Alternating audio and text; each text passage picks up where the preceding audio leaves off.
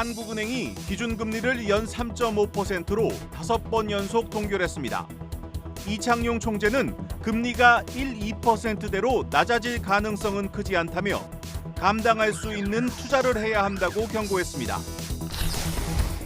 네이버가 한국형 초거대 인공지능 하이퍼 클로바 X를 공개했습니다. 강력한 한국어 능력을 바탕으로 국내 스타트업과 연계해 거대 인공지능 동맹을 만들겠다고 밝혔습니다. 일본이 후쿠시마 오염수 방류를 시작하면서 수산물 안전에 대한 우려가 커지고 있습니다. 방류를 앞두고 시작된 소금 대란 속에 일본산 소금 수입이 늘고 있는 것으로 나타났습니다. 서울과 수도권에 이어 지방 아파트 값도 15개월 만에 상승세로 돌아섰습니다. 전국 아파트 매매가와 전세값이 동시에 상승폭을 늘리면서 집값 바닥론에 힘이 실리고 있습니다.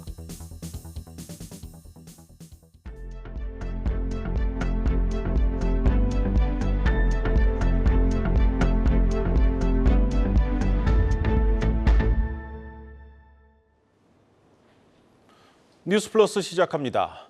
한국은행이 기준금리를 연 3.5%로 5번 연속 동결했습니다. 이 사실상 선택지가 없었다는 분석이 나오고 있습니다.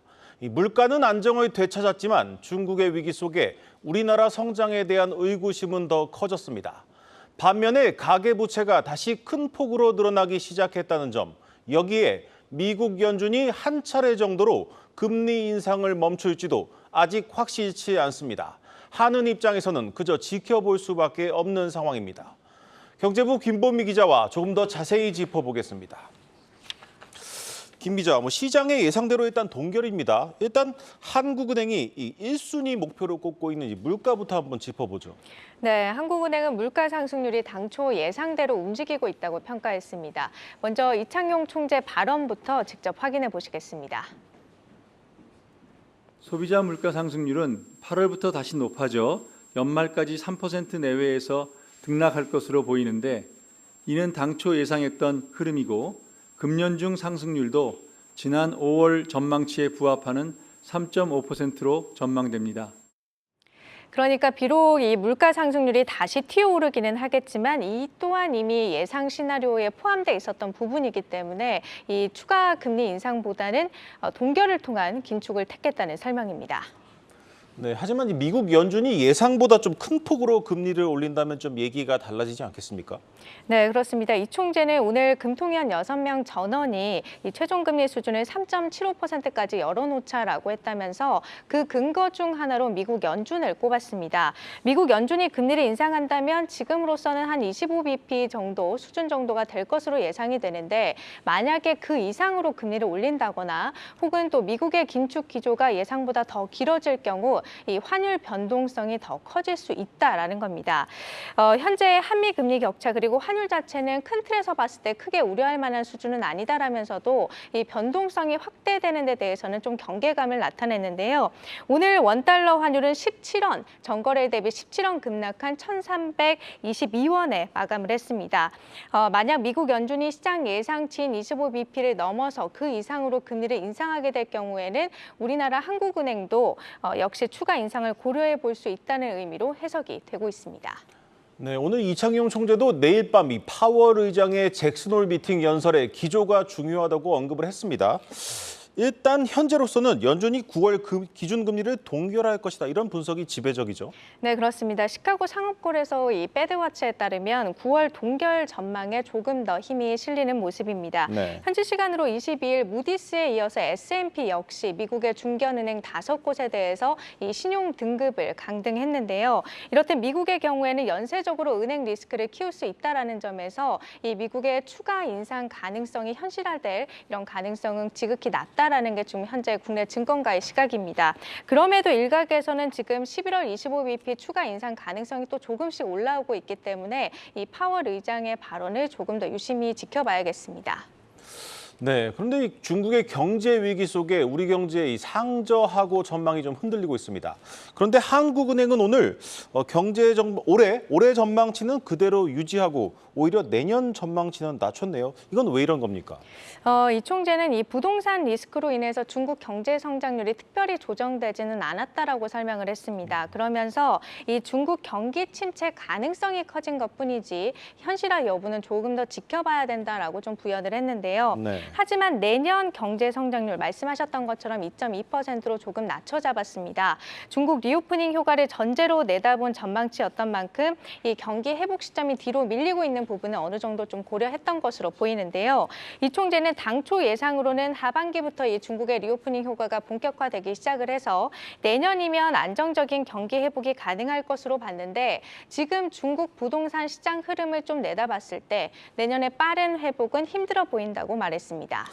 네, 지금 시점에서 이 전망을 한다는 게 큰 의미가 없기는 하지만 우리나라와 미국의 금리 인하 시점에 대한 전망은 어떻습니까? 좀 변화가 있습니까? 일단 변화는 없고요. 현재로서는 한국과 미국 모두 상반기가 될 것이라는 전망이 나오고 있습니다. 네. 다만 미국의 경우에는 하반기로 그 시점이 좀 뒤로 밀릴 가능성도 일부 제기가 되고 있는데요. 이렇게 되면 우리나라 역시 좀 인하로 돌아서기 쉽지 않다는 점에서 이 한은의 고민이 더욱 깊어질 것으로 보입니다. 네, 잘 들었습니다. 오늘 이창용 총재는 가계부채 문제를 얘기하면서 다시 저금리 시대로 돌아갈 가능성이 크지 않다는 말을 했습니다. 빚내서 집을 살 때 감당하고 버틸 수 있는지 잘 따져보라는 이른바 빚투에 대한 경고였습니다. 이슈 플러스였습니다.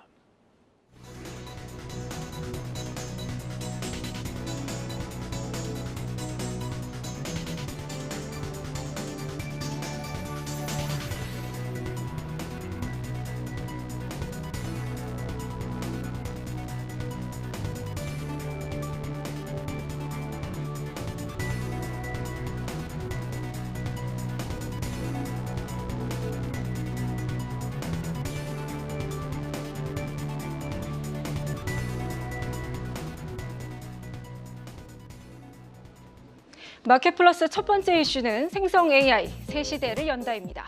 오늘 우리 주식시장은 그야말로 엔비디아와 네이버가 압도했습니다. 특히 젠슨 황 엔비디아 CEO가 생성형 AI로의 대규모 전환, 새 컴퓨팅 시대의 시작은 이제 서막일 뿐 이런 선언 같은 말을 남겼죠. 시장에서는 반도체주 그리고 AI 관련주들이 강세를 보였는데요. 삼성전자는 오늘 1.64% 오른 68,200원으로 장을 마쳤고 SK하이닉스는 장중 7% 가까이 올랐다가 4.22% 오른 129,900원으로 마감했습니다. 거래대금 기준으로도 각각 2위와 4위를 차지했습니다. 그리고 오늘 하이퍼 클로버엑스를 공개한 네이버는 6.26% 상승했습니다. 반도체 소부장주 그리고 AI 관련 종목들도 함께 올랐습니다. 다만 이번 주 미리 기대감을 반영했던 반도체 소부장, 한미반도체와 이오테크닉스, ISC 등은 장 초반에 10% 안팎 끌어오르다가 오후가 되면서 오름폭을 상당 부분 반납한 채 장을 마쳤습니다. 그리고 AI 관련주의 경우 네이버와 함께 AI 생태계를 만들겠다고 한 폴라리스 오피스는 상한가를 기록했고 국내 음성 AI 시장 70%를 점유하고 있는 브리치텍과 한국판 챗 GPT를 개발하고 있는 솔트룩스 등이 9%대 강세를 나타냈습니다. 다음 이슈입니다. 두 번째 이슈는 2차 전지 하락에 베팅하시겠습니까?입니다. 다음 달 2차 전지 인버스 ETF가 출시됩니다. 주가 지수가 아닌 특정 섹터에 대한 인버스 ETF는 국내 최초인데요.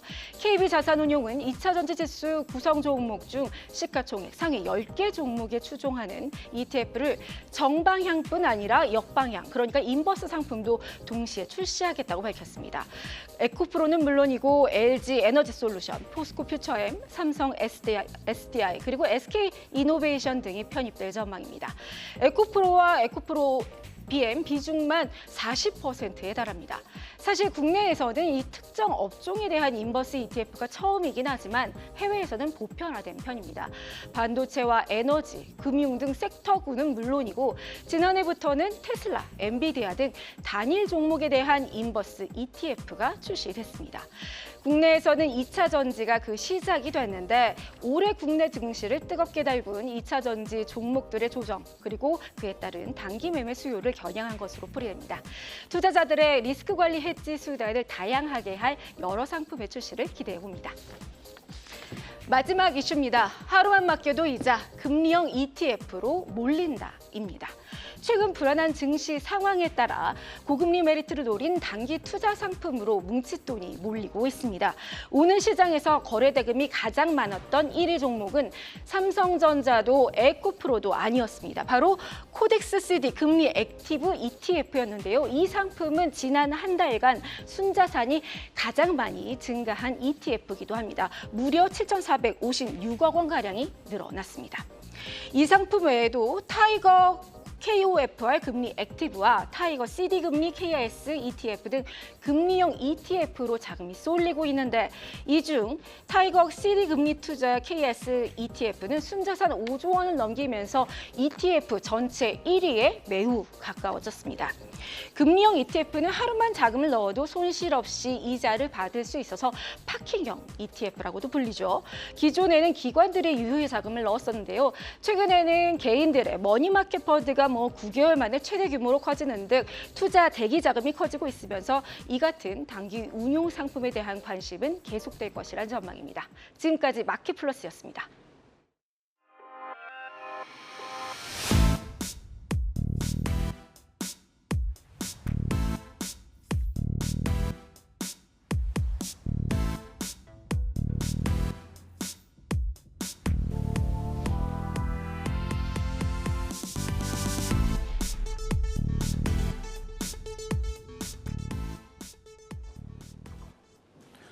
인공지능 황제주 엔비디아의 엄청난 실적에 전 세계 반도체 업계가 들썩인 하루였습니다.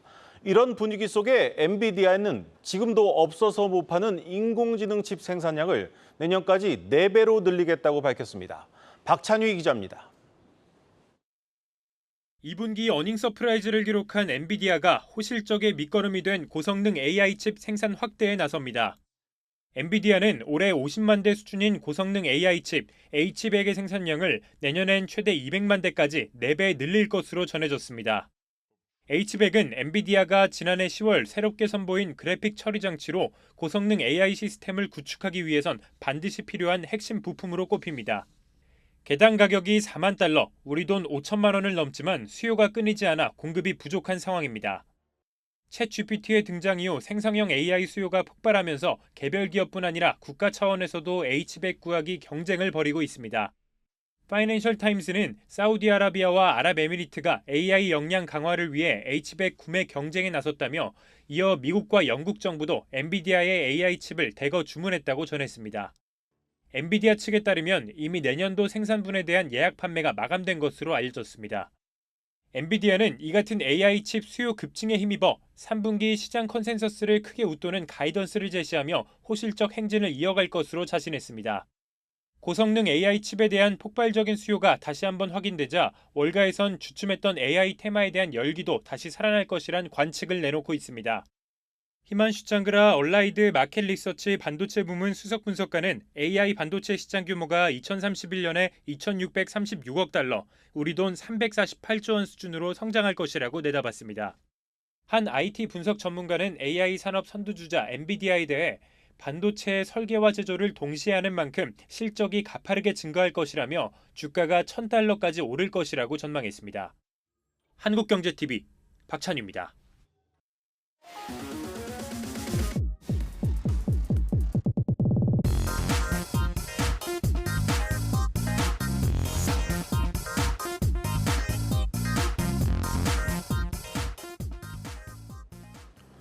네이버가 한국형 초거대 인공지능 하이퍼 클로버 X를 오늘 공개했습니다. 이 세계적인 빅테크들이 만드는 인공지능에 맞설 유일한 대항마로 주목을 받고 있습니다. 산업부 박혜린 기자 나왔습니다. 박 기자, 일단 현재로서는 유일한 한국형 언어 모델 인공지능인데 이걸 어디에 어떻게 쓰는 겁니까? 저도 지금 써볼 수 있는 겁니까? 네, 그렇습니다. 먼저 이 하이퍼클로버 X에 대해서 잠깐 설명을 드리자면요. 네이버가 자체 개발한 한국어에 최적화한 거대 언어 모델 인공지능이고요. 이걸 기반으로 한 많은 서비스들이 조만간 상용화될 예정입니다. 핵심은 대화형 에이전트 클로버X와 검색 서비스 Q인데요. 조금 전 오후 4시부터 클로버X는 베타 서비스를 시작을 했습니다. 누구나 검색창에 클로버X를 검색한 후 사용해 보실 수 있는데요. 네. 조금 전 제가 해봤을 때는 요청량이 너무 많아서 오류가 조금 발생을 했습니다. 같은 부서 부장님을 비롯해 주변 기자들도 모두 다 접속해 볼 정도로 많은 분들의 관심이 모인 탓에 정상적으로 실행이 안 되고 조금 느린 반응이었습니다. 지금 화면에서 보시는 것처럼 클로버X는 창작, 또 요약, 추론, 번역, 코딩 등 다양한 분야에서 활용할 수 있습니다. 질문과 답변이 연달아 이어질 수 있도록 멀티턴 대화도 가능한데요.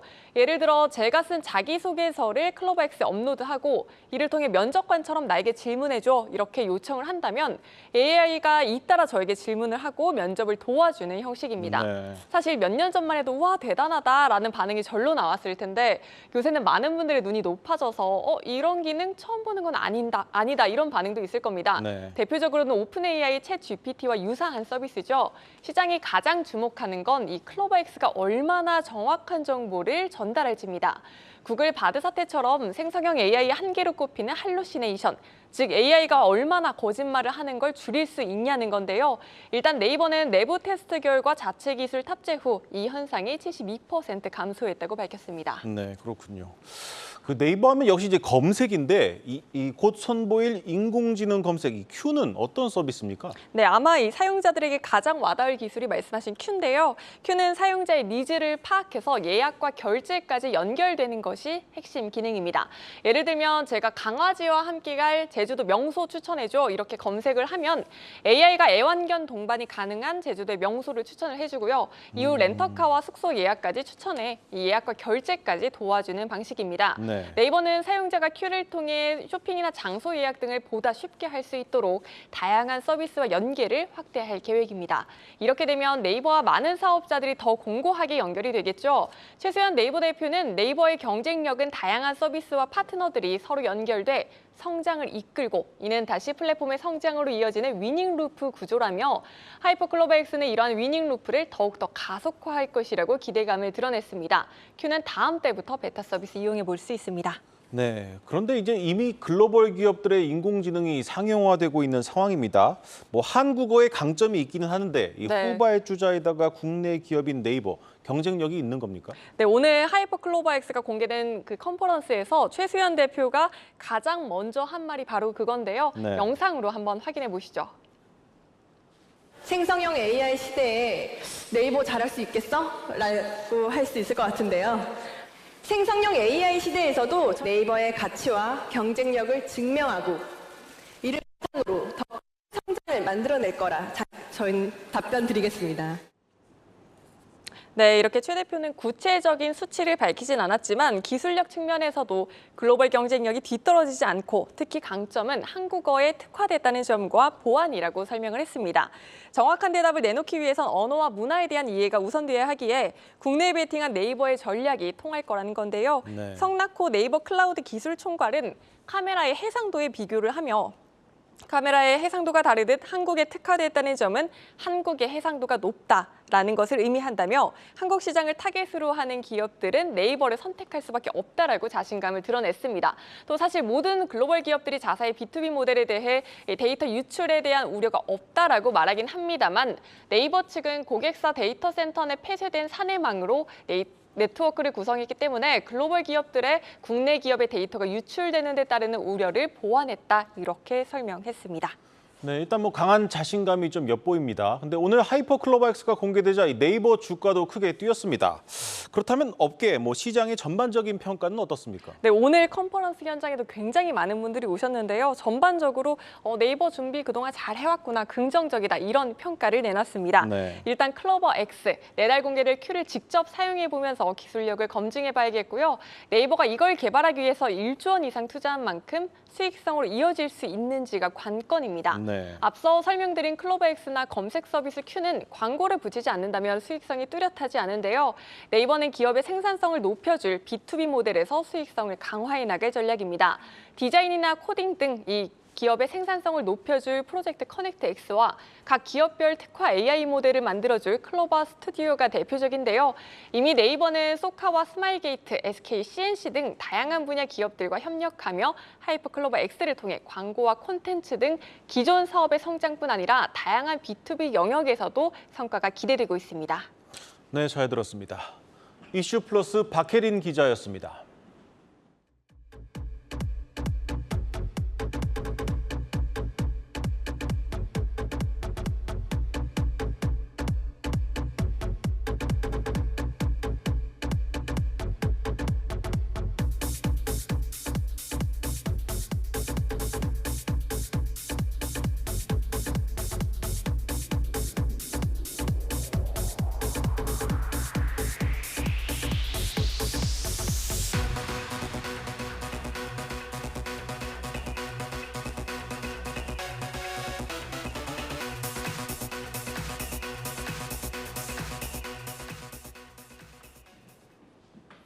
일본이 오늘 후쿠시마 원전 오염수 방류를 시작하면서 수산물 안전에 대한 우려와 함께 소금 품귀 현상이 빚어지고 있습니다.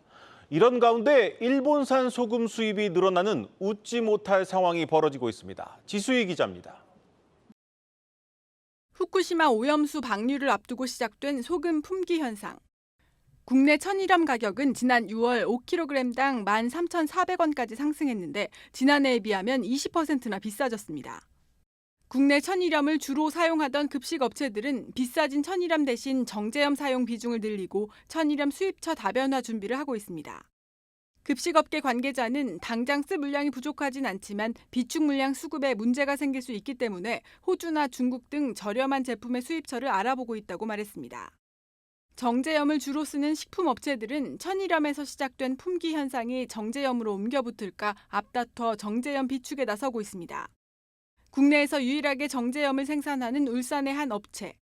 일본 후쿠시마 원전 오염수 논란이 시작된 지난 6월 이후 휴일 없이 24시간 공장을 돌려도 밀려드는 주문을 다 소화하지 못할 정도입니다. 물건을 내보내고 있지만 부족한 부분이 있어가지고, 그리고 얼마 전에 또 태풍 온 게 있어서 바닷물 염도도 작고 탁도도 나빠서 소금량이 이제 좀 줍니다, 생산량이. 네, 언제까지 좀 해결이 될까요? 해결이 안 될 것 같은데요. 천일염 품귀 현상 속에 정제염의 국내 공급도 딸리면서 소금 수입량은 크게 늘고 있습니다. 품귀 현상이 시작된 6월 이후 수입이 큰 폭으로 뛰었는데 국가별로 보면 값싼 중국산이 대부분을 차지했고 이어 미국과 볼리비아가 뒤를 이었습니다. 심지어 일본산 소금도 이달 들어 40톤이 수입돼 올 들어 최고치를 기록했습니다. 원전 오염수 방류로 수산물 안전에 대한 우려 속에 일본산 소금 수입이 늘어나는 아이러니한 현상이 나타나고 있습니다. 한국경제TV 지수입니다.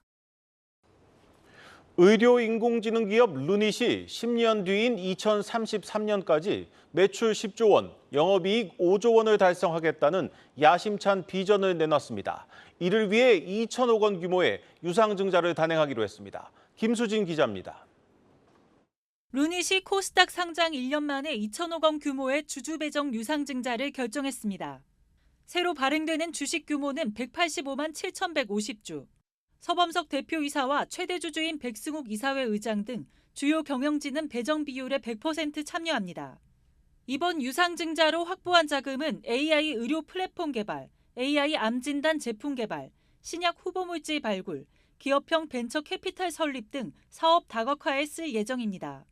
AI 의료 플랫폼을 만들어서 좀 더 통합적인 그런 접근 방법으로 진행을 할 예정이고요. 암의 진단과 치료에 도움이 될 만한 더 다른 류의 사업 부분을 계속 확장을 해 나갈 예정이고, 인수합병이나 그런 성장도 하나의 또 옵션으로 보고 있습니다. 루닛이 그리는 AI 기반 의료 빅데이터 플랫폼은 전 세계 의료기관 등에서 수집한 암 관련 데이터를 AI가 학습, 분석하는 방식. 이를 통해 암의 진단과 치료 정확도를 크게 올린다는 설명입니다. 홀바디 MRI라는 것을 다음 단계의 이제 성장 동력으로 개발을 하고 있습니다. 차세대 항암제인 그 ADC 쪽으로도 확장을 할 예정이고 다양한 제약사들과의 협업은 지금 현재 연구 단계에서는 많이 진행이 되고 있습니다. 서 대표는 이렇게 다양한 사업을 통해 지속적으로 매출과 영업이익을 늘려 오는 2033년 매출 10조 원, 영업이익 5조 원을 달성하겠다고 밝혔습니다. 작년 대비 적어도 2배 이상의 매출을 이룰 거라고 얘기를 드리고 있고 흑자전환은 저희가 2025년을 타겟으로 지금 맞추고 있습니다. 또한 서 대표는 AI 의료가 큰 시장이 될 거라며 기술력을 바탕으로 계속해 공격적인 성장 전략을 취하겠다고 설명했습니다. AI가 이 의료계에 정말 큰 임팩트를 가져올 것은 시간 문제라고 생각합니다. 이제 인공지능을 통해서 암을 정복하고자 하는 미션을 이루기 위해서 필요하다면 그런 것들을 충분히 고려할 거라고 말씀드릴 수 있을 것 같고요. 오늘 루니 주가는 유상증자 소식에도 전일 대비 7% 이상 상승 마감했습니다. 한국경제TV 김수진입니다.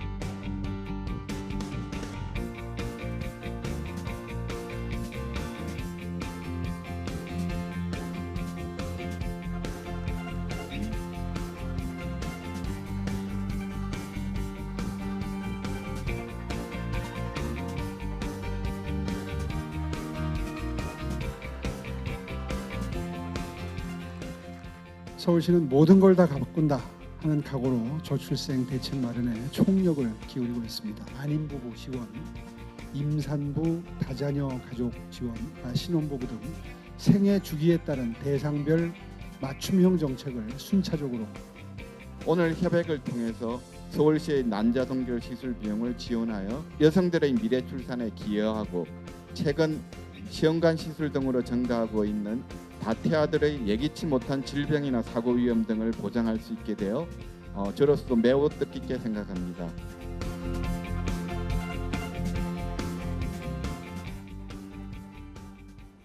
뉴스플러스 오늘 준비한 순서는 여기까지입니다. 시청해주신 여러분 고맙습니다.